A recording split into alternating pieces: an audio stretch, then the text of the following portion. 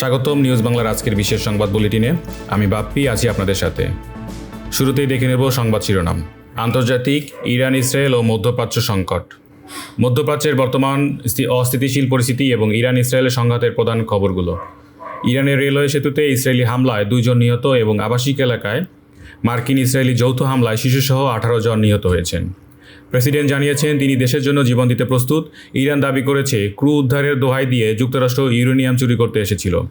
এছাড়া ধ্বংস করা মার্কিন বিমান নিয়ে নতুন তথ্য প্রকাশ করেছে দেশটি। ইরান যুদ্ধের 1 মাসে 13 মার্কিন সেনাসহ অনেকে নিহত হয়েছেন। অন্যদিকে ইসরায়েলের রেললাইনে হামলার হুমকি দিয়ে সতর্কবার্তা দেওয়া হয়েছে। ইসরায়েলের আকাশ প্রতিরক্ষা ব্যবস্থা কি ইরান ক্ষেপণাস্ত্রের আঘাতে ভেঙে পড়েছে এবং শীর্ষ নেতাদের হারানোর পর ইরান এখন কারা চালাচ্ছেন তা নিয়ে আলোচনা চলছে। জাতীয় ও রাজনীতি, দেশের অভ্যন্তরীণ রাজনীতি এবং সমসাময়িক গুরুত্বপূর্ণ ঘটনাবলী। গুমের বিচার পথ প্রশস্ত করতে সংসদের ট্রাইব্যুনাল আইনের সংশোধনী পাশ হয়েছে।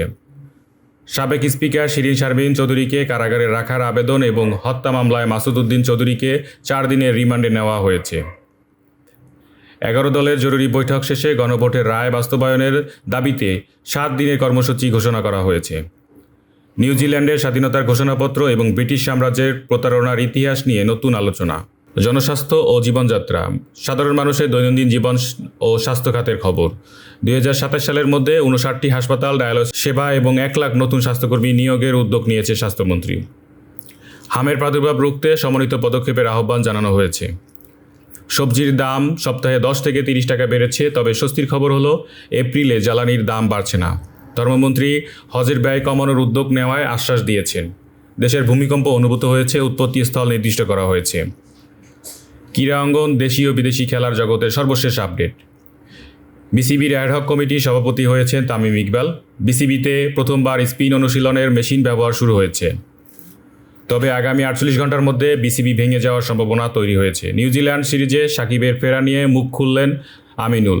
হঠাৎ অস্ত্রোপচার করিয়েছেন নেইমার। বাংলাদেশ প্রথমবারের মতো ইউরোপের মাটিতে খেলতে ইতিহাস গড়তে যাচ্ছেন।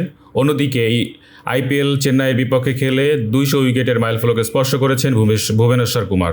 এই ছিল নিউজ বাংলার এখনকার মতো সর্বশেষ সংবাদ। আমাদের পরবর্তী আপডেট পেতে চোখ রাখুন আমাদের সোশ্যাল মিডিয়া পেজে এবং ইউটিউব চ্যানেলে। এতক্ষণ সাথে থাকার জন্য ধন্যবাদ। ভালো থাকুন, সুস্থ থাকুন।